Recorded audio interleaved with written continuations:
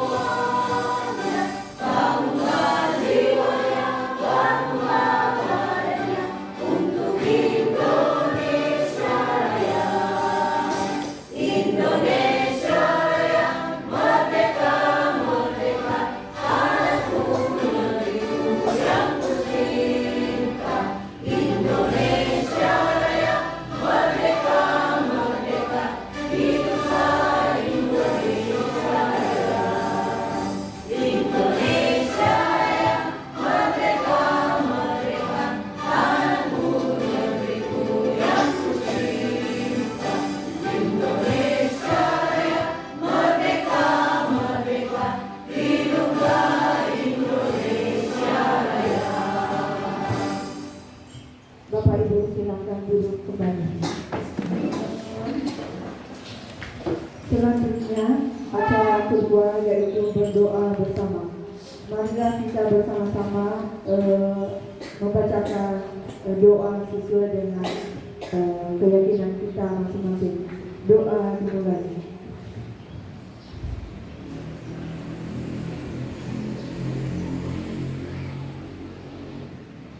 Doa selesai. Selanjutnya acara ketiga, sambutan dari Bapak Kepala SMP Negeri 6 Palopo. Kepada beliau dipersilakan.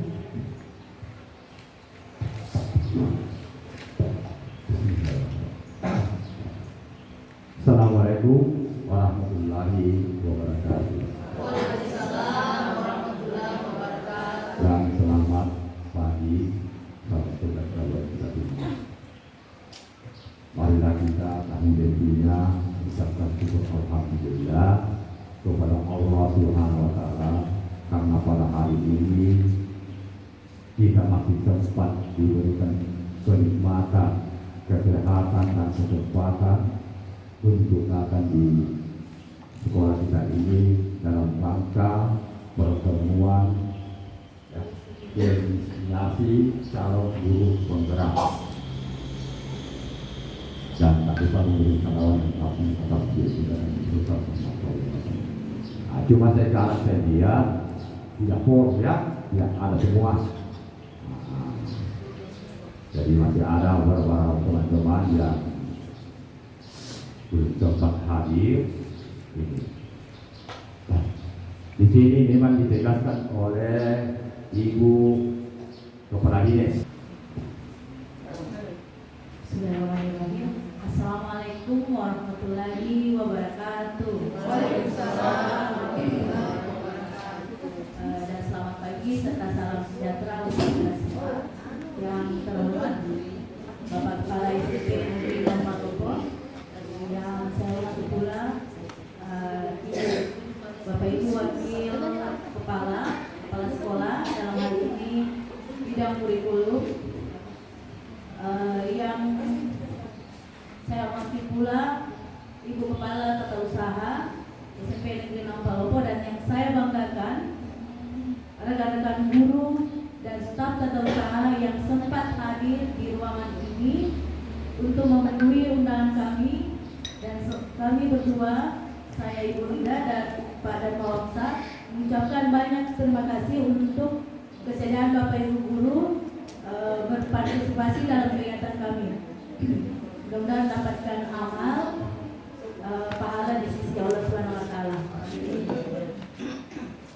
Syukur alhamdulillah kita panjatkan atas kehadiran Allah Subhanahu wa taala, karena dengan izinnya jualah kita masih diberi kesehatan dan kesempatan untuk berkumpul bersama di tempat kita ini dalam rangka diseminasi atau aksi nyata kegiatan kami selama mengikuti program guru penggerak, dan masih akan melanjutkan ini sampai Mei 2023.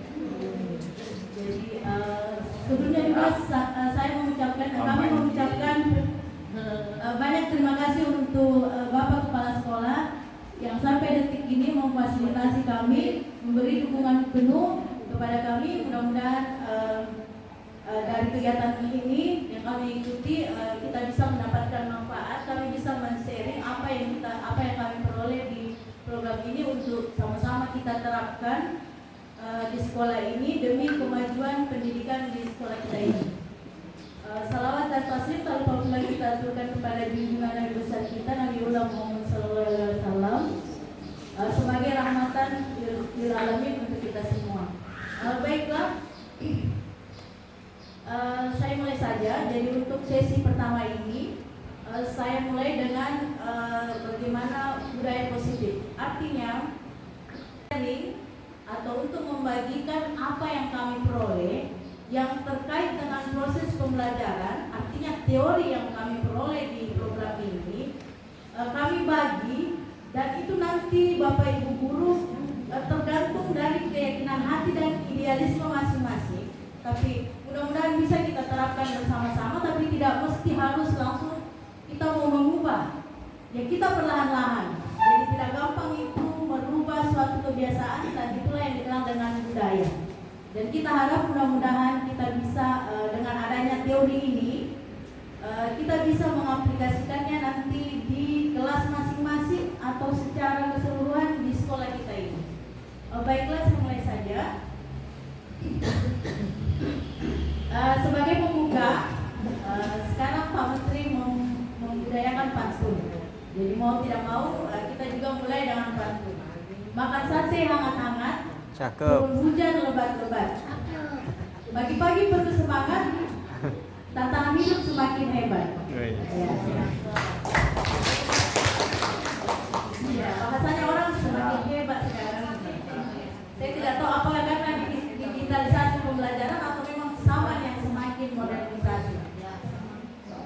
Baiklah, sebelum kami masuk ke materi ini juga materi ini sebenarnya, tapi artinya kita kami di sini men-share ini bagaimana kita mindset juga apa yang selama ini kita lakukan sebagai guru. Nah, Pak Menteri sekarang dia mengkombinasikan sejarah dan teknologi. Kenapa saya katakan sejarah? Karena di program di kurikulum Merdeka sekarang ini itu diangkat lagi filosofi Ki Hajar Dewantara. Apa itu filosofinya? Ada 3. Saya juga baru mereview kembali. Kayaknya dulu SD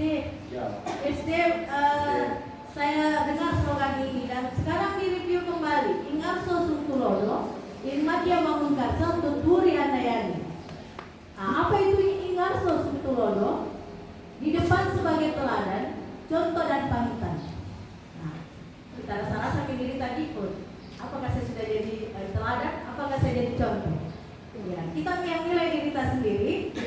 sekarang ini saya hanya menyampaikan teori, tapi prakteknya di diri kita sendiri dan di kelas masing-masing. Kenapa saya kasih contoh simbol jam? Example di sini jam. Contoh yang paling ini ya disiplin waktu. Apa yang kita menerapkan di sekolah, di kelas kita masing-masing? Jadi kalau 7:30 kelas tak mulai, apakah kita sudah ada di kelas 8? Berarti apakah kita sudah ada di jam 7:30 itu? Atau yang banyak saya dapat di sosmed, itu ada 15 menit sebelum pembelajaran literasi.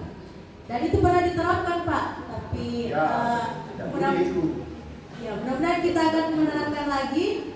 Ada juga yang budaya positif 5 menit sebelum pembelajaran kita sudah ada di dalam kelas mempersilahkan siswa. Tapi Bapak Ibu, sekarang itu ada pergeseran istilah.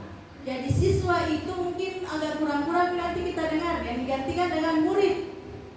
Jadi kalau baca di literatur, kenapa nama murid? Itu kesannya kayak SD ya. Tapi itulah sekarang yang kita pakai murid. Ya, murid. Jadi itu pergeseran istilah. Jadi kalau Pak Menteri ada di media sosial, dia lebih banyak mengatakan murid. Nah, kemudian di Narsus Tulodo, jadi sebenarnya untuk budaya 5 menit sebelum masuk kita sudah ada di kelas, itu sebenarnya efeknya bagus terhadap siswa. Kita kalaupun kita sudah terapkan, pasti kita sudah dapat hasilnya. Dan saya coba juga itu, meskipun ya tidak bisa dihindari itu insidental. Apa itu insidental? Artinya ya tidak diminta-minta, anak sakit atau ada acara keluarga dan lain sebagainya, ya sama diri kita sendiri. Ya hanya kita yang bisa mengontrol diri kita. Oke, lanjut. Hikmatnya bangun kasa. Di tengah memotivasi, membuka semangat. Jadi ada istilah scaffolding. Scaffolding itu kita bantu siswa dulu, perlahan-lahan. Lama-kelamaan kita tarik bantuan kita, biarkan dia mandiri. Tapi bukan bantuan dana di Pak Saiful ya. Artinya ini serangkaian proses dari awal hingga akhir. Jadi di mana nanti anak-anak mendapatkan yang namanya pembelajaran bermakna atau meaningful learning. Ya, berbahasa Inggris mungkin bisa menyempurnakan meaningful learning atau pembelajaran yang bermakna. Nah, ini maksud dari pendidikan. Ini panjang teorinya, tapi saya singkat. Di sebelah kanan ada kodrat alam dan kodrat saman. Kodrat alam dan kodrat saman ini maksudnya, jadi intinya kita menuntun. Kita Bapak Ibu guru kita di kelas menuntun anak itu bagaimana dia bisa mencapai kodratnya untuk mencapai keselamatan dan kebahagiaan yang setinggi-tingginya. Nah, ini buat teorinya menantang. Pertanyaannya, anak yang kita mau upayakan keselamatan dan kebahagiaan setinggi-tingginya, nah kembalikan ke gurunya, apakah gurunya sudah bahagia? Nah, itu yang kita pertanyakan. Jadi intinya ini teori, jadi jangan sampai orang baca baki itu di atas. Tapi sebenarnya ini sudah diterapkan. Iya betul Pak, betul. Iya. Coba istilahnya. 5 menit. Ya. Dari. Ya istilahnya sedikit berubah. Meskipun ada nanti yang baru, tapi sebenarnya pernah kita laksanakan istilahnya yang baru. Dia orang apa sih pasti udah semua. Iya Pak. Jadi ini kodrat alam dan kodrat saman. Jadi istilahnya sekarang bahagia itu dulu, gurunya dulu yang bahagia untuk membahagiakan siswanya.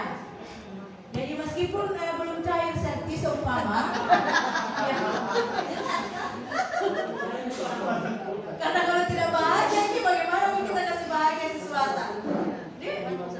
Jadi ada biasa istilahnya teman, kalau itu anak-anak apakah dikasih kita tarik nafas saja, tarik nafas atau keluar sebentar ya. Saya bisa rasakan ini karena ya saya juga pernah mendisiplinkan siswa Pak sampai tingkat ekstrim ya. Jadi kalau dikatakan pernah mengumpul ya saya pernah mengumpul. Jadi saya artinya saya bersyukur masuk di program ini ya. Saya membandingkan dengan keadaan saya sebelumnya, ternyata ada yang perlu diperbaiki, ada yang perlu diluruskan. Nah sekarang kodrat alam dan kodrat saman. Kodrat alam seperti ini. Kalau paling buntu Wiki, nanti mungkin Pak Wangsa bisa meluruskan kalau saya ada yang keliru ya. Kalau buntu Wiki menangani siswa siswa, artinya 99,9% kita sudah menangani itu anak sampai berkali-kali kodratnya menjadi kodrat alamnya itu. Artinya kita tidak bisa juga mencampuri genetiknya anak, backgroundnya anak yang dia bawa.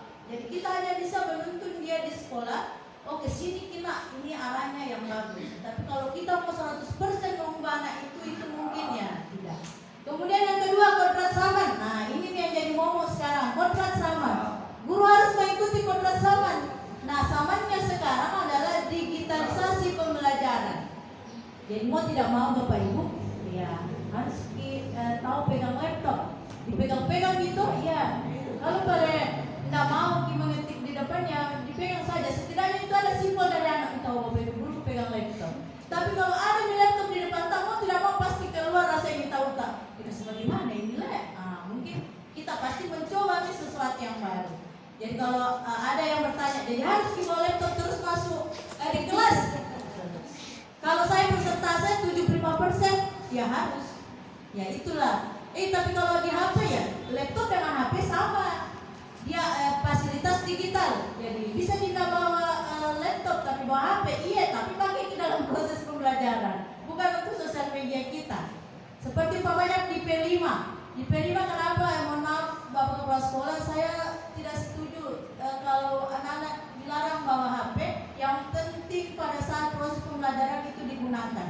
Nah ini nih kita guru mapel nanti mungkin bisa sharing yang mana yang membutuhkan HP dan yang mana yang tidak. Kalau lebih banyak yang membutuhkan HP berarti masing-masing bertanggung jawab di jamta itu. Dan yang perlu kita bicarakan bagaimana kalau anak-anak keluar main, bagaimana ya. Nah itu yang kita akan bicarakan nanti itu termasuk dengan tata tertib yang saya dengar akan disosialisasikan. Jadi itu saran untuk dari saya Pak. Lanjut, jadi kodrat zamannya. Nah ilustrasinya seperti ini. Kita ini guru ibarat petani yang menanam padi. Jadi kita menanam padi, tapi kita tidak bisa merubah kodratnya padi menjadi jagung contohnya. Jadi kita hanya bisa memupuk, kita hanya bisa mengairinya, kita hanya bisa membersihkan rumputnya. Tapi kita tidak, kalau kita sudah usahakan itu padinya mati, berarti memang ada sesuatu dari genetik padi itu yang tidak berkembang. Jadi seperti itulah kodrat kita sebagai guru. Kita hanya menuntun murid kita. Jadi ibaratnya kita petani yang menanam padi. Saya lanjut karena ini slide-nya agak banyak, jadi saya percepat. Nah, materi dari budaya positif. Budaya positif di sini sebenarnya kita sudah lakukan.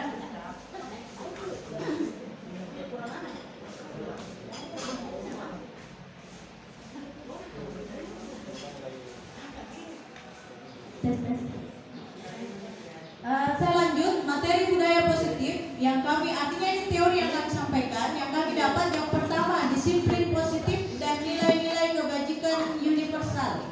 Yang kedua teori motivasi, hukuman dan penghargaan dan restitusi. Nah ini mungkin restitusi teori yang baru kita dengar tapi sebenarnya sudah pernah atau sering kita lakukan. Nanti restitusi ini bagiannya apa Wangsa. Kemudian yang ketiga keyakinan kelas.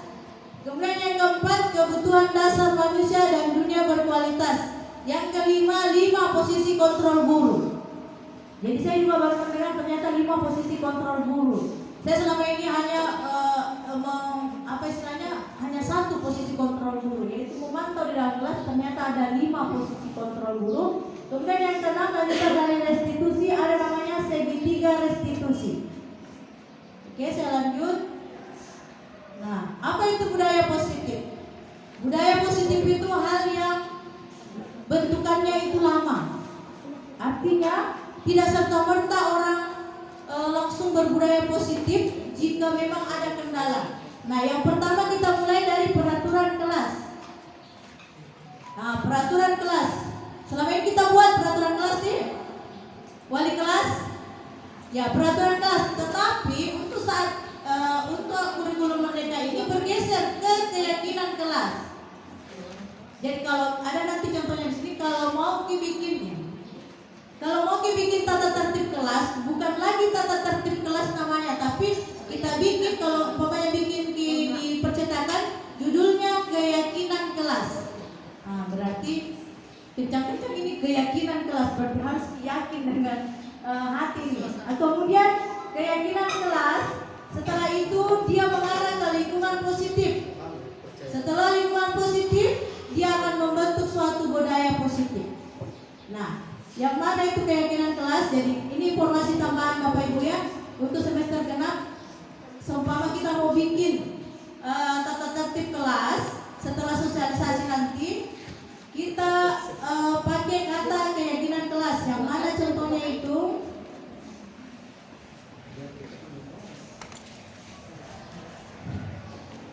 Nah, ini contohnya, saya lompat dulu. Keyakinan kelas seperti ini. Sebenarnya sama nih, tapi kita lebih mengarah ke persuasif. Nah, contohnya ini umpamanya satu poster di dalam kelas kita pasang. Yang pertama, kami bekerja sama menciptakan ketertiban kelas. Yang kedua, kami belajar dengan semangat. Kemudian yang ketiga, kami menghormati guru. Nah, ketika kita sudah pasang ini dan ada anak-anak yang melanggar, berarti dikatakan melanggar keyakinan kelas. Nah, itu informasinya ya. Kemudian saya pindah lagi. Ini tadi disiplin positif. Nah, disiplin positif.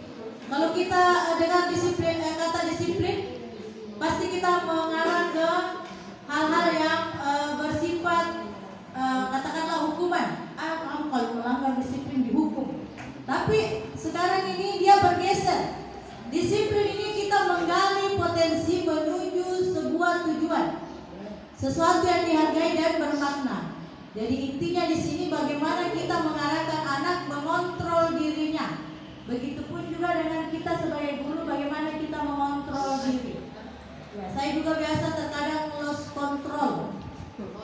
Ya, lost control. Jadi ini kita belajar dari teorinya. Oh, ternyata kita harus ke depannya. Tapi kalau yang bagus kontrol dirinya, ya alhamdulillah. Kalau saya pribadi ya saya terkadang lost control.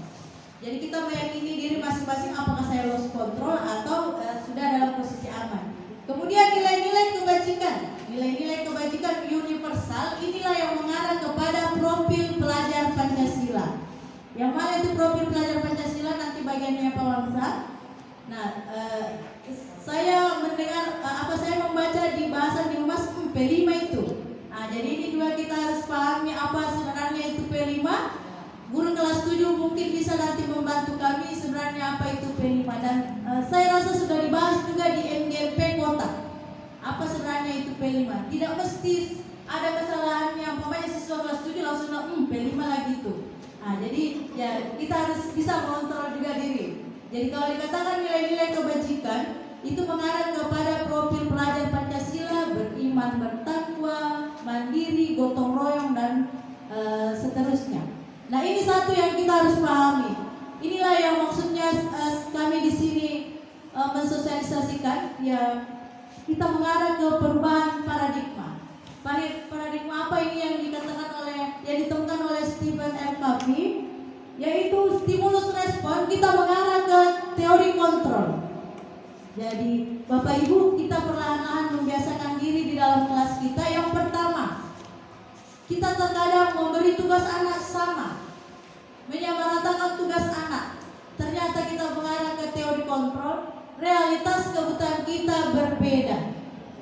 Jadi contohnya ada anak yang kalau kita menjelaskan tidak suka dengar, kesana kemari. Bisa saja itu anak dia suka kinestetik, dia suka kalau praktek. Ada juga anak yang suka praktek tapi tidak suka teori. Jadi kita harus memfasilitasi itu. Muncul pertanyaan, banyaknya itu tugasnya guru. 32 orang mau difasilitasi dalam kelas. Ya, seperti itu nih, makanya tadi di awal tantangan semakin hebat betul. Jadi kita tidak menyamaratakan anak 32 orang dengan perlakuan yang sama. Seperti kalau ada inklusi, berarti kita harus kasih dia apa kebutuhannya dia. Nanti kita belajar kebutuhan dasar manusia. Nah, sekira ini yang kemudian yang stimulus respon yang kedua, semua orang melihat hal yang sama. Tapi kita beralih ke teori kontrol. Setiap orang memiliki berbeda. Nah, jadi yang tadinya kita memandang satu arah, kalau teori kontrol kita memandang ke segala arah. Sama dengan kita melihat rumah. Kalau kita lihat rumah dari depan, itu beda deskripsinya kalau kita lihat rumah dari atas atau bahkan dari belakang. Asal jangan dari bawah tanah. Ya, jadi persepsinya berbeda. Jadi inilah yang kita pakai untuk melihat anak di kelas. Jadi ada teman saya mengatakan, "Wih, sekarang itu guru merdeka di GTD, guru tingkat dewa." Jadi ya memang kayaknya harus mengontrol diri, mengusahakan kebahagiaan dan keselamatan siswa setinggi-tingginya, tapi jangan lupa bahagia. Kemudian yang terakhir, kita baca nanti, saya kira nanti slide ini. Yang terakhir, model berpikir menang kalah. Kalau di stimulus respon, nah teori kontrol, model berpikir menang-menang. Nah sama yang kalah ini kira-kira. Jadi bahasanya mungkin kalau di anak-anak, umpamanya kita kasih games, oh ini menang, ini kalah. Ya jangan dibahasakan kalah. Ya, oh kamu itu sebenarnya menang, tapi menang tak urutan kedua. Nah begitu teorinya ya. Jadi kita mandang yang terapkan di lapangan. Ada pasti yang komplain, Pak, tak ada itu kata kalah. Kita baca ini bagaimana stimulus respon dan teori kontrol. Oke, motivasi perilaku manusia. Nah, coba kita baca Bapak Ibu. Kira-kira kita jadi guru motivasi ekstrinsik atau motivasi intrinsik? Kalau motivasi intrinsik itu dari dalam kita sendiri. Kita menjadi orang yang menghargai diri kita sendiri dengan nilai-nilai yang kita percaya. Tapi kalau motivasi ekstrinsik ada dua, untuk menghindari ketidaknyamanan atau untuk mendapatkan imbalan atau penghargaan. Ada yang bilang seperti ini waktu teori ini disampaikan. Bapak Ibu jangan bilang kami di guru penggerak tidak menentang ini. Di awal-awalnya itu terjadi pergejolakan. Fasilitator yang diserang.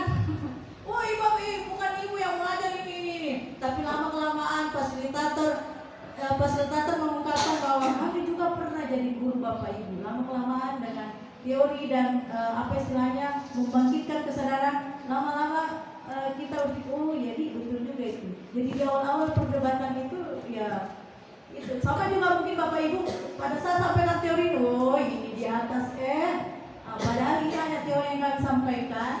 Kalaupun kita bergejolak dalam hati kita sadar-sadari dulu, ya baru kita terapkan. Kalau ada hasilnya, oh berarti ada efeknya.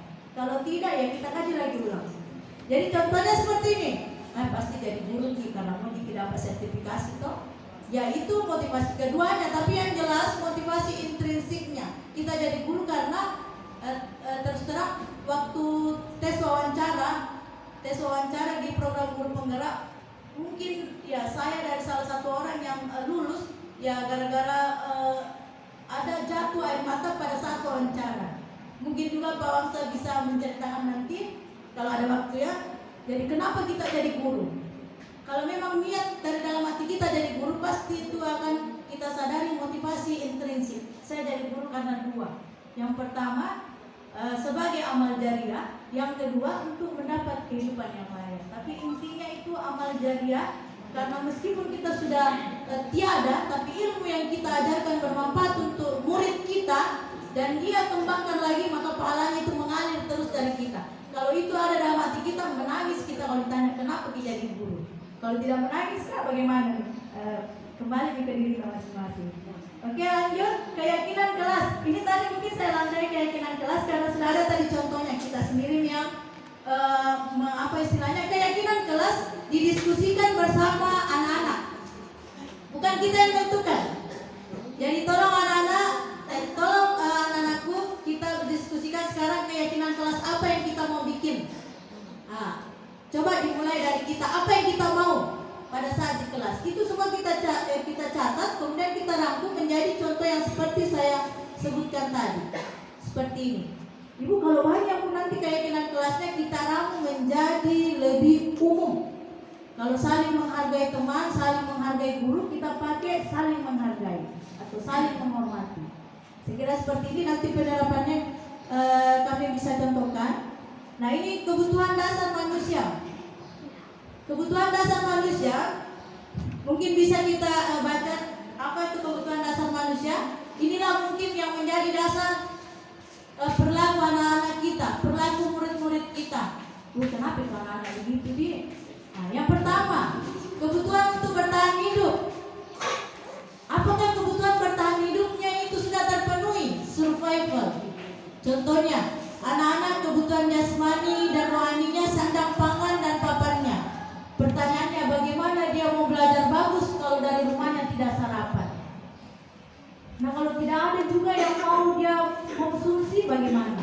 Berarti ada perilakunya nanti yang akan istilahnya tidak sesuai dengan nilai-nilai kebajikan. Karena kebutuhan dasarnya tidak terpenuhi, yaitu survival, bertahan hidup. Kemudian yang kedua, kebutuhan cinta dan kasih sayang. Semua manusia butuh cinta, semua manusia butuh kasih sayang. Tapi apakah mereka dapat di rumahnya sebelum ke sekolah?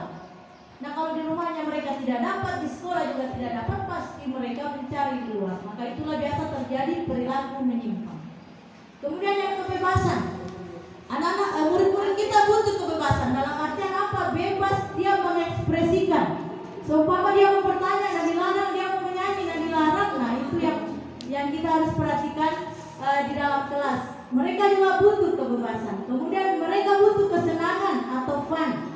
Fun dalam artian dalam kriteria tertentu. Nah, ada pertanyaan di rumah saja. Apa hubungannya menyanyi dengan P5? Sebenarnya itu arahnya ke sini. Mereka butuh kesenangan. Jadi kenapa lagu yang dekat dengan dia bisa juga kita ganti lagunya. Yang penting familiar di telinganya anak-anak. Karena mereka butuh kesenangan. Apalagi anak-anak kita yang di SMP. Di SMP itu teori belajarnya 50% belajar, 50% bermain. Jadi bagaimana kita membawa 50% bermain ke dalam belajarnya. Makanya kalau ada umpamanya bahasa Inggris atau bahasa, mereka menyanyi lagunya sambil membuat puisi ya lepaskan dia. Karena mereka butuh kesenangan. Kemudian mereka butuh kekuasaan atau power. Jadi mereka juga butuh dihargai, mereka juga butuh dihormati. Makanya biasa ada yang saling baku tinju ya, karena ada efek seperti itu. Mereka juga butuh kekuasaan, mereka butuh dihargai. Jadi untuk lebih memudahkan menghafalnya, saya biasa menyingkat Sule Primunar. Nah, jadi survival, love, freedom, fun, dan power. Seperti itu. Kemudian saya rasa materi saya bagian saya sampai di sini. Saya lanjutkan untuk Pak Dharma Wangsa. Jadi kalau nanti Bapak Ibu ada pertanyaan atau ada sesi diskusi, mungkin setelah sesinya Pak Wangsa kita bisa sharing bersama. Saya kira seperti itu, cukup dari saya. Terima kasih. Saya kembalikan ke Pak Dharma Wangsa. Ya, baik. Terima kasih. Assalamualaikum warahmatullahi wabarakatuh. Bapak Kepala Sekolah dan Ibu Wakil Kepala Sekolah yang kami hormati, teman-teman sekalian, guru-guru hebat SMP Negeri Palopo yang kami hormati. Pertama, terima kasih atas kesediaan kita, motivasi intrinsik Bapak Ibu sendiri untuk datang mengikuti diseminasi kami. Tidak ada iming-iming amplop dan lain-lain dan kue tadi Bu Parida bertanya mana sih kotanya. Nantinya kita akan destinasi berikutnya, ya. Destinasi berikutnya nanti kami siapkan insya Allah dengan Bu Rida. Bapak Ibu yang kami hormati, sebenarnya Bu Rida sudah menjelaskan semuanya tadi. Saya hanya akan menambahkan sedikit. Yang pertama bahwa pekan depan sekolah akan menyusun tata tertib. Makanya kemarin kami diskusi dan Yusne ini kami diminta untuk menyampaikan masukan materi tentang budaya disiplin positif. Kenapa ini penting? Karena ternyata mungkin selama ini kita mendisiplinkan siswa, tapi bukan disiplin positif. Misalnya pelajaran matematika, anak-anak tidak membawa buku cetaknya atau ininya. Apa yang kita lakukan? Biasanya disuruh keluar keliling lapangan sepak bola, atau disuruh keluar hormat tiang bendera atau hormat matahari. Itu bukan disiplin positif ternyata. Itu bukan disiplin positif ternyata. Nah, nanti kita lihat bagaimana penjelasan lebih detailnya. Berikutnya, saya ingin menekankan kembali Bapak Ibu sekalian bahwa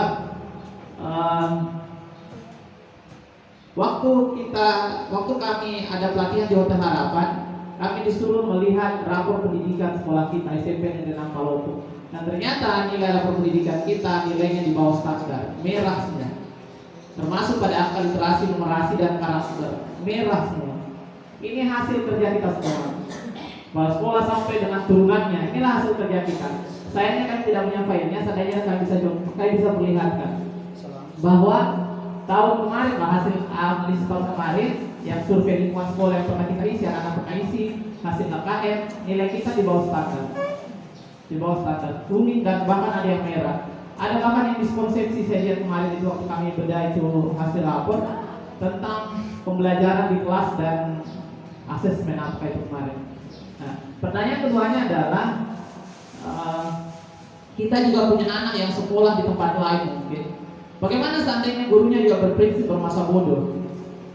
Maukah kita anak-anak kita diajar dengan guru-guru di tempat lain mereka sekolah yang gurunya saya masuk mengajar selesai seperti itu? Pasti kita menginginkan juga guru anak kita memberikan pengajaran yang sangat bagus atau yang baik, yang sesuai dengan yang kita inginkan. Atau kasarnya, maukah kita juga anak-anak kita diajar di sekolah lain kemudian dihukum dengan kayak tadi yang tidak ada hubungannya sebenarnya dengan pelajarannya, hanya karena dia tidak bawa buku matematika terus disuruh keliling lapangan bola. Besok lupa lagi bawa. Ini sudah saya hukum, kenapa masih lupa? Itulah efek dari yang disebut positif tadi kalau kita tidak melakukannya. Baik Bapak Ibu, itu pengantar dari saya. Selanjutnya kita masuk di 5 posisi kontrol. Mari kita raba-raba diri kita. Kita lihat-lihat diri kita berada di mana. Posisi yang pertama, posisi kontrol pertama seorang guru adalah penghukum. Posisi yang pertama adalah posisi guru seorang penghukum. Memberikan hukuman fisik atau verbal. Tidak selamanya fisik, biasa verbal. Kamu itu B-A-G-A saja kamu itu. D-O-N-D-O kamu. Itu hukuman verbal. Bapak Ibu, mungkin kita pernah melakukan dan saya juga terus terang pernah melakukan itu. Pasti kita bilang, dan saya juga bilang, tidak gitu, dan ingat gitu. Siapa bilang, siapa tahu 5 tahun ke depan, 10 tahun ke depan, ingat ini guru yang pernah bilang D-O-N-D-O. Sekarang lihat kamu jadi tentara mana? Kan biasa kita bilang, tidak gitu. Nah, saya ini juga saya pukul, dan ingat itu orang tuanya. Dia melapor, siapa tahu kebetulan siswa itu begitu, orang tuanya begitu. Tapi besok lusa ketemu di siswa beda orang tuanya. Nah lapor misalnya, walaupun saya juga sepakat dengan yang Wajib share bahwa siswa itu harus menempatkan guru ya dihormati kayak kita dulu. Bagaimana kita perlakukan guru tadi dulu kita sekolah. Kalau ada jalan di situ memikir cari ke jalan lain atau tabe-tabe kita tantang ini Bapak Ibu sekalian. Tantangan ini bersama dan tidak bisa dibiarkan karena kalau dibiarkan ya semakin terjadi. Posisi pertama posisi mengontrol. Lalu memberikan hukuman kepada muridnya baik secara fisik maupun secara verbal. Bagaimana dengan guru olahraga? Terlambat masuk disuruh push up. Menurut fasilitator itu ada hubungannya karena olahraga. Yang tidak ada hubungannya adalah guru bahasa Inggris tidak bawa teks prosedur yang disuruhkan, suruh lari keliling lapangan bola. Apa hubungannya teks prosedur dengan itu? Tidak ada. Baik. Posisi yang kedua, pembuat merasa bersalah. Ini kalau dia bilang begini sama muridnya. Nah, kalau kamu tidak melakukan itu, marahin nanti kepala sekolah. Kalau kamu tidak bisa tertib, tidak bisa mengikuti pelajaranku dengan baik, itu kamu seakan-akan membuat ibu guru nanti merasa dimarahin sama kepala sekolah nanti. Jadi muncul di anak-anak, salah ini kalau begitu, tidak boleh juga ternyata itu. Itu juga tidak dibenarkan ternyata. Tidak dibenarkan untuk melakukan tindakan seperti itu. Atau kita bilang begini. Kecewa aku sama kau kenapa sampai kau tidak bisa? Pasti di kepala itu berpikir-pikir apa lagi ya. Sama waktu materi ini dibahas lama sekali kami bakugia dengan fasilitatornya yang tadi Ibu Ida ceritakan. Fasilitator kami yang beri materi ini alumni S2 dan S3 Australia bidang pendidikan. Dan beliau pernah jadi guru, pernah jadi kepala sekolah dan dia sampaikan bahwa memang berat ini disiplin positif. Tapi kan kita harus beralih ke sana. Bukan mengikuti zaman penjajahan yang anak-anak harus kalau dari hukuman dan motivasi tadi tidak boleh kita melakukan sesuatu karena takut hukuman atau karena menginginkan penghargaan. Ini yang harus ditanamkan pada anak. Jadi anak-anak tadi tidak lagi dia bawa buku pelajarannya karena takut dihukum. Itu tidak bagus. Kapan hari ini makanya biasa kalau ada wali kelasnya dia mana anak Giliran tidak ada atau bukan wali kelas yang masuk ribut. Ini contoh bahwa ternyata memberikan apa istilahnya itu ya, supaya Nana melakukan sesuatu karena diri kita takuti, salah. Karena buktinya kalau kita sudah tidak ada, ribut ya. Atau kita bilang begini, di saya kok tidak begitu, kalau saya masuk tidak begitu, gitu anak-anak. Coba kita lihat apa yang kita lakukan kepada mereka. Karena kita kasih tahu siapa yang terlambat, saya hukum kok seperti ini. Jadi takutnya pada hukuman, bukan motivasi intrinsiknya. Susah memang yang menemukan motivasi. Jadi melakukan sesuatu harus motivasi dirinya. Sama ini kita hari dulu di sini, motivasi intrinsik. Enak perasaan, kita mendengarkan dengan enak. Maunya juga beda, begitulah anak-anak kita. Melakukan sesuatu karena motivasi intrinsik. Kami harap kita lebih banyak diskusi nanti Bapak Ibu sekalian. Kemudian guru sebagai teman. Biasa juga ada yang mempraktekkan ini saja beberapa teman. Misalnya apa ya? Bagaimana contohnya ikut guru sebagai teman? Mungkin kita paham gitu ya. Bagaimana posisikan diri kita menjadi teman bagi anak-anak. Gitu. Kenapa itu anak-anak lebih cenderung suka bergaul di luar dengan orang lain? Karena bahasanya sama dengan mereka. Nah, kalau ketemu dengan gurunya di sekolah, umurnya berbeda, bahasanya tidak sama. Makanya harapannya umur kita boleh jauh dengan anak-anak, mungkin 10 tahun, 15 tahun, atau bahkan lebih, tapi bahasa kita sama. Minimal misalnya, kalau dia mempraktekkan yang singkai guys, itu ekstrim mungkin. Misalnya guru-guru laki-laki suka main game, kan itu bisa dimasukin. Kok main game apa tadi malam? Bisa masuk di situ sekali-sekali. Atur jadwal tanah bagaimana saya bisa juga belajar. Bapak juga sibuk bekerja di sekolah, main game kan juga, tapi bukan jadi saya kerjaanku. Nah, seperti itu. Lalu posisi pemantau. Nah, ini sederhananya, anak-anakku kamu melanggar peraturan ini, kamu melanggar ini maka hukumannya ini. Itu posisi pemantau. Dia memonitor, mengawasi perilaku anak-anak.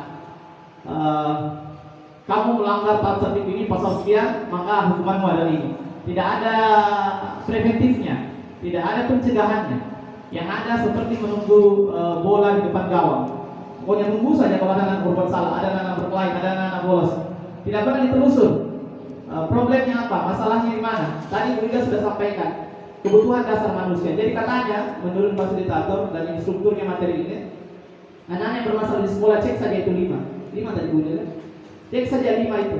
Tidak akan jauh dari situ. Survival tadi Bu Lila sudah jelaskan. Bagaimana caranya dia berkonsentrasi belajar di sekolah sementara perutnya lapar, tidak makan dari rumahnya. Bagaimana caranya? Yang kedua, merasa dicintai dan dikasih. Di rumah tidak dicintai karena mama bapaknya sudah cerai, tinggal sama neneknya juga mungkin sibuk, tidak dapat rasa kasih. Sampai di sekolah begitu juga perlakuannya, susah banget. Berat ini masalahnya. Kemudian kebebasan, freedom. Nah, inilah nanti mungkin next time kami akan bahas tentang pembelajaran berdiferensiasi. Bagaimana membelajarkan murid sesuai dengan gaya belajarnya.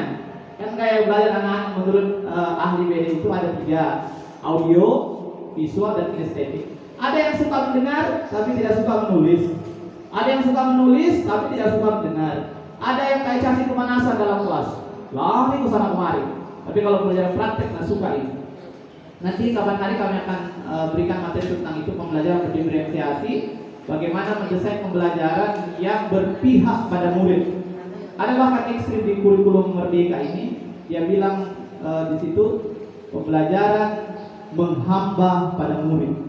Ini ekstrim nih kalau saya balik kalimat ini, karena kalau menurut saya terlalu ekstrim. Dia bilang begitu, pembelajaran itu harus menghamba pada murid.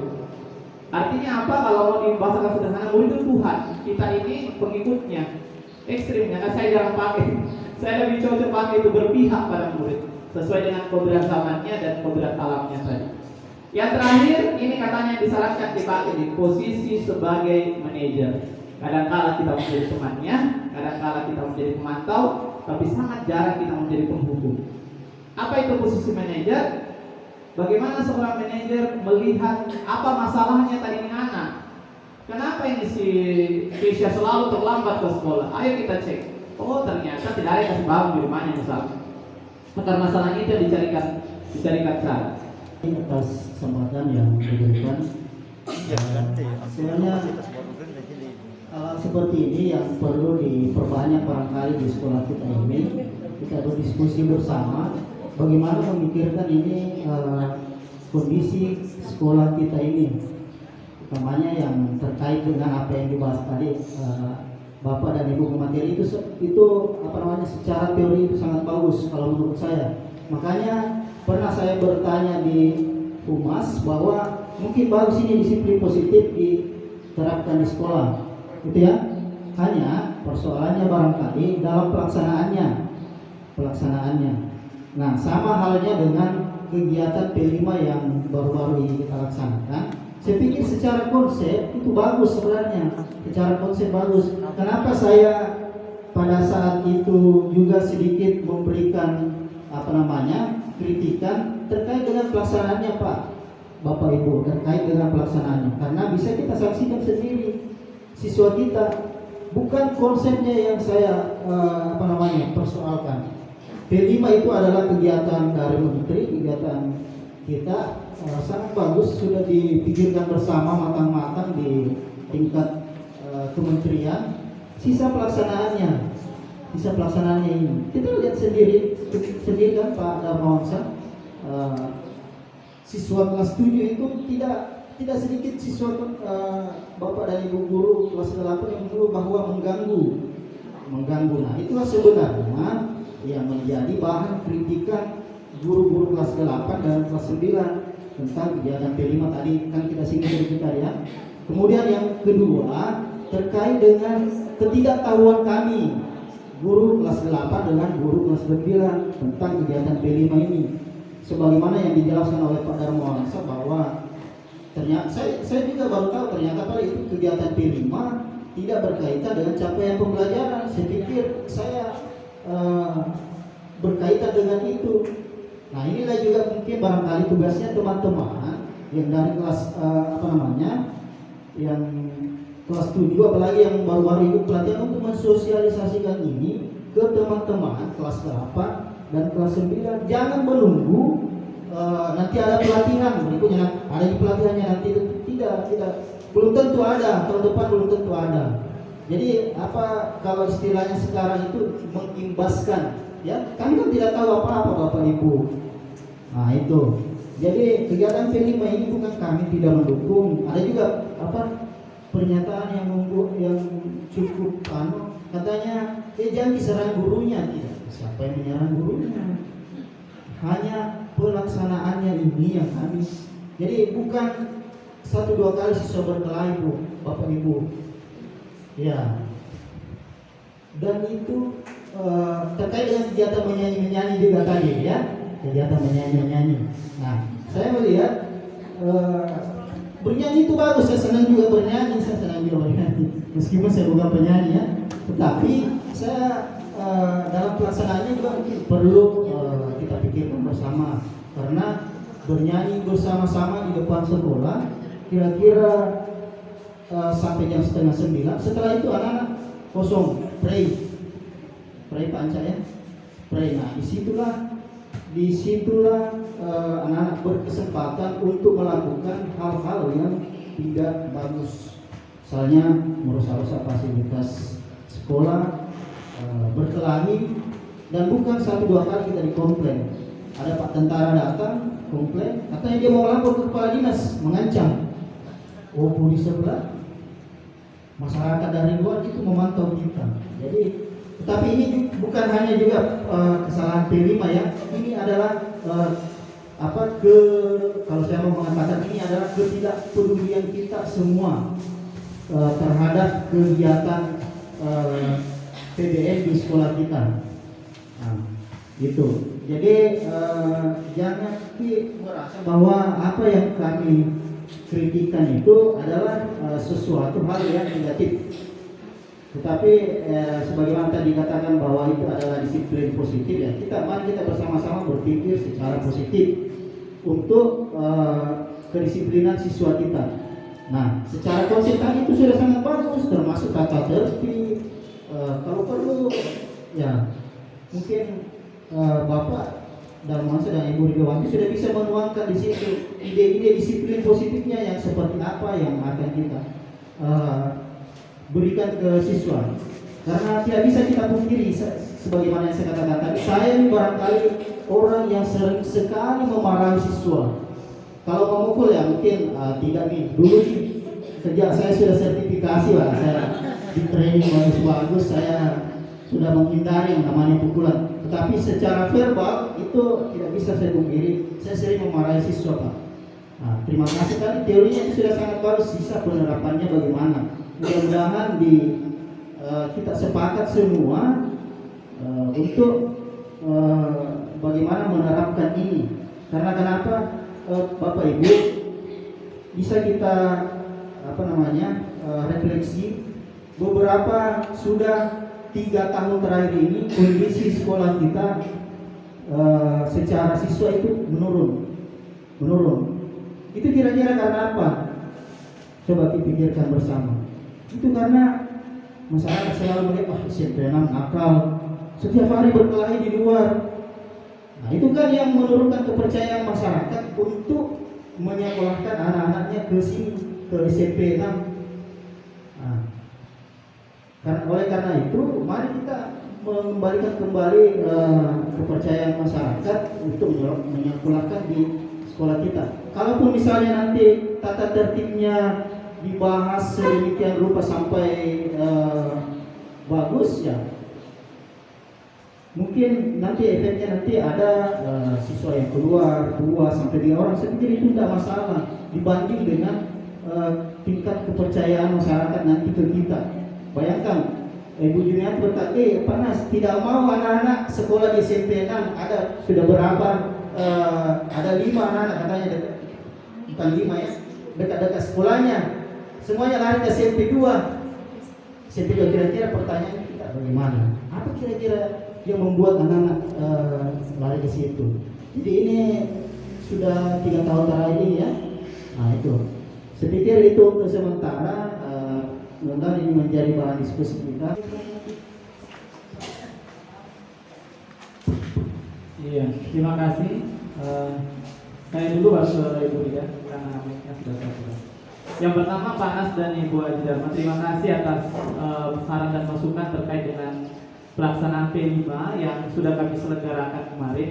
Perlu kami pertegas kembali bahwa sekolah kita memilih sistem blok per semester, sehingga 1 jam P5 di setiap minggu untuk 10 mata pelajaran atau 10 jam itu dipindahkan ke akhir semester. Akhirnya yang terjadi adalah kita hampir 2 bulan lebih itu ber-P5 terus sepanjang hayat dari pagi sampai dengan habis jam 11.15. Inilah mungkin kelemahannya, Pak. Salah satunya adalah banyak lost time, banyak waktu yang lari. Sekolah yang memilih per pekan itu lost time-nya sedikit karena kontrolnya gampang. Ini akan jadi bahan evaluasi untuk kami.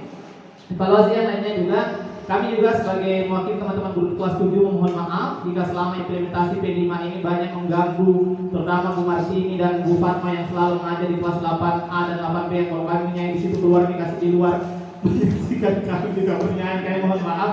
Kedepan kami akan perbaiki itu, insya Allah. Ini terima kasih masukannya. Tapi kita juga cocok tadi yang Wai dan Bulan sampaikan, kita juga harus introspeksi diri kita juga sama-sama. Iya. Tahun depan juga kelas 8 lagi yang akan melaksanakan implementasi P5. Kecuali kelas 9 mereka tidak dapat, nanti SMA baru mereka dapat. Saya ingin stressing tadi yang Panas dan Bu Ani sampaikan bahwa sekolah ini milik kita. Mari kita hadirkan hati dan fisik kita di tempat ini. Jangan hanya menghadirkan diri kita, fisik kita, menunaikan tugas mengajar, kemudian pulang. Tidak menghadirkan hati. Yang mana saya maksud menghadirkan hati? Itu nih kalau ada masalah-masalah anak-anak, mari kita diskusikan sama-sama. Jangan beban itu diserahkan semua ke BK, diserahkan semua ke wali kelas, bahwa wali kelas saja urus anak wali itu. Jangan mungkin Kepsek akan menambahkan itu. Yang pertama saya menarik ini pernyataannya Pak Kepsek tadi. Memang itu kurikulum kita tidak merdeka. Jawabannya iya, dulu kurikulum kita tidak merdeka. Kenapa? Karena kita mengajar anak-anak tidak sesuai dengan passionnya, tidak sesuai dengan gayanya. Monyet dipaksa berenang, tidak bisa Bapak Ibu.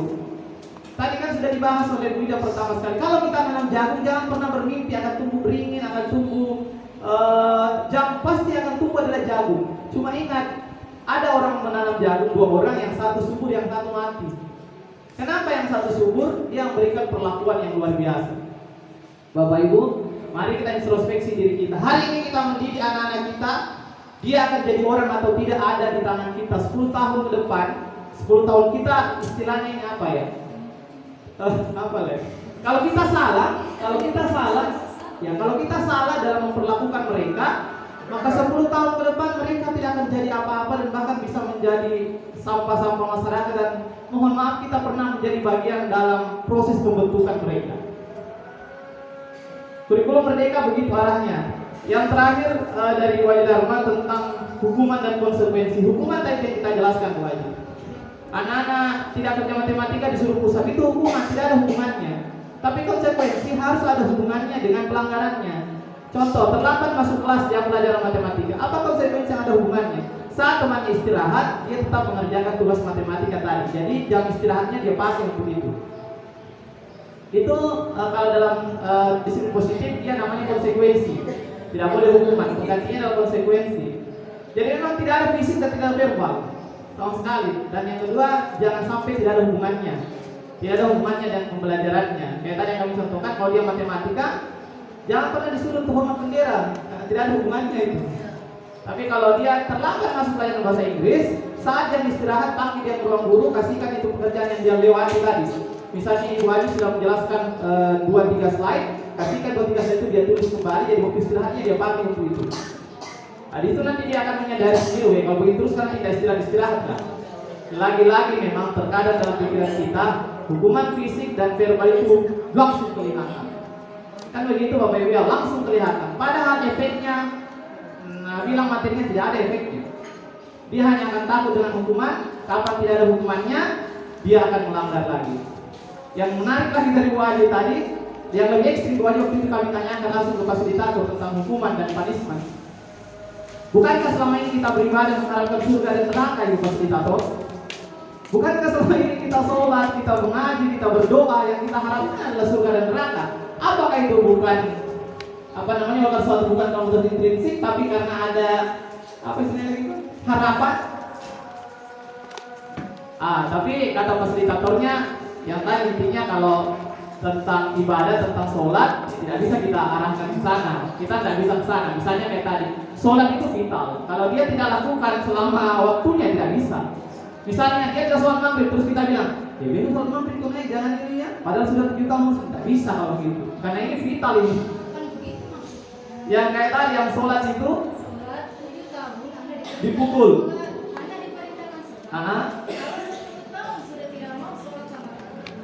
Dicambuk ya. Ya betul. Ada yang bahannya dicambuk atau bagian ini. Ya betul. Artinya kalau itu vital itu kalau menurut saya, dan fasilitatornya kemarin bilang ada memang terkadang kita harus melenceng dari teori. Narkoba misalnya, atau yang lebih tinggi lagi misalnya dari itu, masa hanya dengan menggunakan segitiga institusi tidak bisa. Kalau sudah melari ke kriminal tidak bisa, dia tidak bisa lagi. Ya. Ada memang. Itu dari saya kembalikan ke Bu Ida. Baik, terima kasih. Jadi terima kasih untuk sharingnya. Jadi ini yang kami butuhkan untuk kegiatan kami. Jadi ada feedbacknya. Jadi untuk menanggapi tadi Pak Nasruddin, ya itu sebenarnya bukan masukan hanya untuk kami, tapi juga pemangku kepentingan untuk kedepannya Pak. Ya memang harus sosialisasi. Jadi mohon maaf Pak Nas, kami koordinator ini memang agak keteteran karena pas masuk blok P5 kami baru merancang kegiatan. Jadi untuk kedepannya, ya jadi kami sudah ikut program kegiatan penggerak ini. Jadi memang agak keteteran waktunya. Jadi kami nanti diskusi dengan Pak Saiful, apakah sudah linear koordinator itu terbaca 6 jam atau bagaimana Pak? Belum ya? Jadi mungkin kedepannya belum. Dia baca jam. Jadi maksudnya terbaca jamnya. Saya 24 jam, tambah koordinator 6 jam, berarti 30 jam. Tapi bagaimana kalau teman yang umpamanya 20 jamnya, terus koordinator 6 jam, apakah terbaca 24 jamnya? Terbaca. Belum. Belum terbaca. Jadi ini juga disinkronkan. Jadi saya usul ke depannya, kalau memang itu sinkron dengan sertifikat kasih berarti Bapak Ibu yang kurang gangnya bisa jadi koordinator supaya banyak waktu luangnya untuk melakukan sosialisasi dan melakukan rancangan kegiatan. Jadi kalau yang 24 jam memang agak keteteran untuk mengkondisikan itu. Jadi kami sangat apa istilahnya dan masukan panas memang harus ada sosialisasi P5. Jadi di semester 2 nanti ini kita sosialisasi P5 seluruh warga sekolah. Jadi supaya kita paham juga apa yang kita kerja kelas 7 dan kelas 8. Nanti siapa tahu lagi kelas 9 komplain di kelas 7 dan kelas 8. Nah, itu sudah pertanyaan berganda lagi tuh. Jadi kedepannya tidak ada seperti itu. Jadi kami mohon maaf kegiatan P5 memang ini agak rancangan waktunya singkat sekali. Jadi untuk efektivitas waktu dan efisiensi programnya ya. Tapi kalau kami melihat hasilnya ya alhamdulillah bisa dikatakan 50% terprogram atau terlaksana dengan baik karena ada program. Kemudian tadi di Ibu Haji Dharma mengatakan bahwa kenapa bukan dimensi beriman dan bertakwa yang kita ambil. Jadi mohon maaf Bu Haji, kami sebenarnya berpikiran seperti itu. Tapi karena ini menyangkut, jadi ini kalau kegiatan keagamaan banyak pihak yang harus diikutkan. Jadi bukan hanya pihak sekolah, pihak keluarga juga. Karena ini menyangkut saya juga agak riskan kalau berbicara agama karena takutnya saya keseleo karena ilmu saya tidak terlalu jauh ke situ. Jadi untuk kedepannya kami akan pertimbangkan untuk dimensi beriman dan bertakwa. Jadi untuk ini yang tema yang kami ambil yaitu gaya hidup berkelanjutan. Itulah yang membuat galon sampah plastik, sampah plastik. Kemudian yang kedua itu kearifan lokal. Jadi ini tema yang kami ambil. Untuk tema yang ketiga nanti kami berencana itu suara demokrasi. Mohon maaf ini saya salah copy paste. Kalau di SMP ada 7, ada suara demokrasi. Nah itu nanti yang kita akan sosialisasikan. Kemudian maksudnya di Bapak Haji, kita sama-sama merancang nanti bagaimana dimensi beriman dan bertakwa kita ambil dalam program P5. Jadi mungkin bisa dalam kegiatan sholat duha berjamaah. Kemudian mengaji 15 menit, tapi itu harus efektivitas waktunya supaya tidak ada lagi yang keteteran dan lain sebagainya. Jadi mohon maaf kami tidak memilih yang dimensi itu. Jadi kami untuk kedepannya lagi. Kemudian berbicara mengenai karakter. Saya berbicara di sini pengalaman instruktur. Jadi kalau di guru penggerak itu saya sosialisasikan mudah-mudahan teman-teman mau ikut guru penggerak karena nanti terutama yang belum sertifikasi itu akan dipertimbangkan. Ketika Anda belum sertifikasi tapi Anda lulus guru penggerak, Anda langsung ditransfer sertifikasi. Jadi mohon dengan sangat teman-teman yang honor ataupun tidak, mohon maaf ya, honor ataupun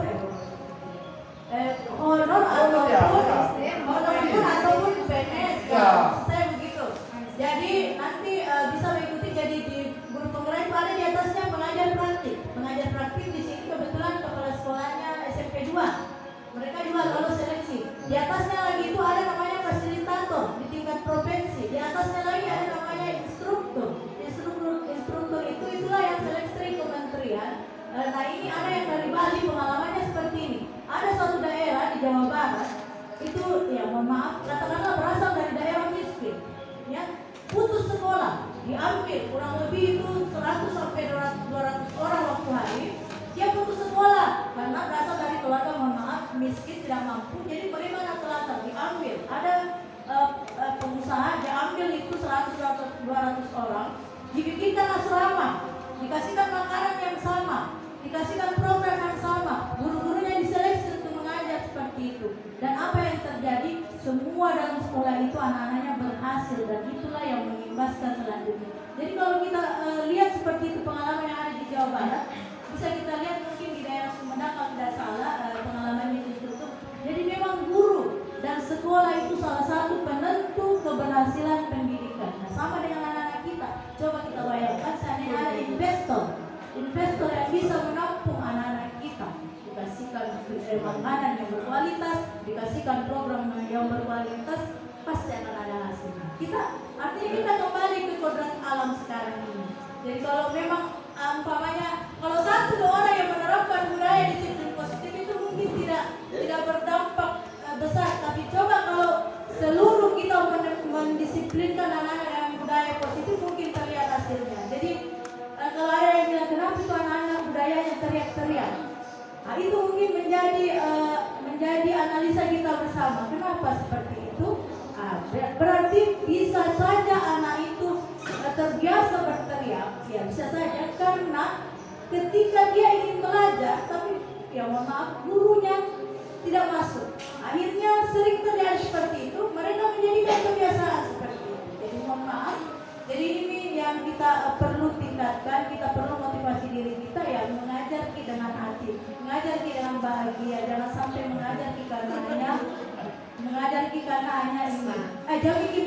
Mohon maaf jangan mengajar karena dari kepala sekolah pergi di Makassar, pergi di pelatihan, akhirnya terhapus. Saya juga bertanya-tanya seperti ini, kelas 7 P5 tapi kenapa kelas lain ada yang berkeliaran? Tanda tanya juga. Kelas 7 P5, kelas 8 dan 9 ada yang berkeliaran. Kami tanya, kenapa dia ada di sini? Nah, muncul di zaman ini mohon. Tidak mungkin kita ekspos di sini karena kita sama-sama guru. Kenapa bisa? Jadi itu juga yang harus kita antisipasi kalau itu ke depannya kelas 7 dan kelas 8. Kalau P5 nanti kalau kita masuk di produk dan kita kerja ya pasti kita akan out of the box, kita akan keluar dari kelas. Nah ini yang dipertanyakan lagi, jangan sampai ada kelas 9 nyelonong kemana gurunya. Nah itu mungkin yang jadi bahan kita untuk renungkan bersama. Mari kita sama-sama, dan mohon maaf kalau ada nanti umpamanya saya dan Pak Wangsa ke Seleo apa gitu misalnya dia yang mencari kabar petunjuk dan dilihat itu bahwa guru penggeraknya salah, lihat subjek kami. Jadi kita menilai subjek bukan ini, mentong itu programnya guru penggerak teori begini. Jadi lihat kami yang salah atau ya saya atau Pak Darmawan yang salah. Program guru penggerak ini bagus. Jadi itu yang kita lihat. Jangan sampai Pak Menterinya kita salahkan. Ya, sama kita bilang kok Nadia itu Pak Menteri turun mengajar di sini tidak bisa tonjian. Ya, sama tuh Pak Menteri turun bawa mungkin apa istilahnya gebrakan-gebrakannya ya bisa saja terjawab hipotesisnya Bapak Ibu. Bisa ternyata. Seperti itu programnya yang ada di Jawa Barat ternyata bisa anak-anak mau dikasih fasilitas yang sama, lingkungan belajarnya memadai, bisa menghasilkan seperti ini. Saya kira kurang dan lebihnya mohon dimaafkan. Untuk sampai penutup saya sekalian sedikit tadi saya lupa yang pertanyaannya Pak Nas. Insya Allah kami punya tugas dari guru penggerak membuat komunitas praktisi. Ini tugas aksi nyata modul. Terima kasih Bapak Ibu atas waktu yang telah Bapak Ibu luangkan pada kesempatan hari ini. Mari kita berikan aplaus untuk diri kita semua. Insya Allah apa yang kita ambil dulu hari ini insya Allah akan dicatat oleh Allah Subhanahu Wa Taala dan bernilai pahala di sisinya, dan ini akan menjadi pemberat timbangan kita nanti di akhirat. Dan mudah-mudahan anak-anak yang kita ajar selama ini itulah yang akan menarik tangan-tangan kita masuk ke dalam surga nanti di akhirat atas ilmu-ilmu yang kita ajarkan.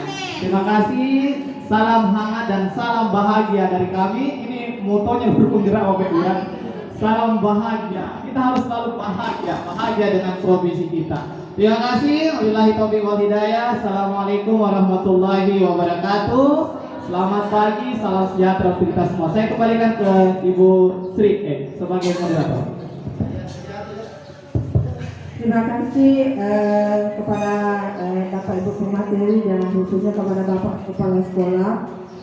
Dengan berakhirnya semua rangkaian acara, maka berakhir pula kegiatan diseminasi calon guru penggerak angkatan 6 Kota Palopo tanggal 11 November 2022 hari ini. Dan saya akhiri dengan ucapan wassalamualaikum warahmatullahi wabarakatuh.